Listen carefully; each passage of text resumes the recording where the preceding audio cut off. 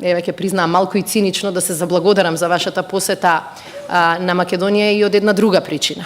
А тоа е дека да не бевте денес во Македонија, јас сум убедена дека во сабота немаше да ги добиеме ниту изборниот закон предлогот, ниту предлог законот за справување со проблемите како што се клевета и другите проблеми со кои што се соочуваа, особено медиумите. Добро е што законите влегоа во собрание. Жалам што тоа, како и до сега се случува, малку под така наречен европски притисок.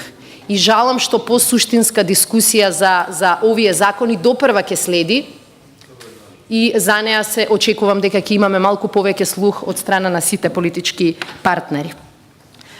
Завршувам со уште само една реченица, а тоа е дека инклузивноста на овој процес нема алтернатива.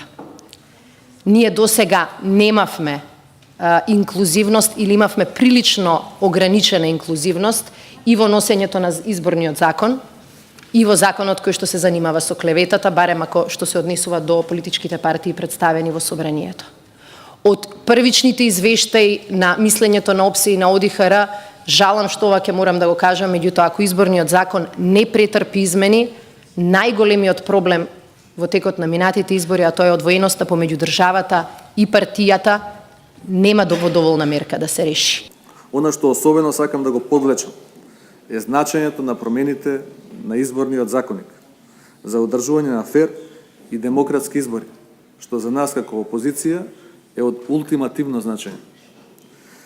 Она што е евидентно е дека од препораките на ОДИХР само една е имплементирана и тоа во ваква форма не задоволува минимум предуслови за фер и демократски избори. Исто така, избирачкиот список е во статус кво позиција. Тоа се работи, за кои сите ние треба да бидеме свесни.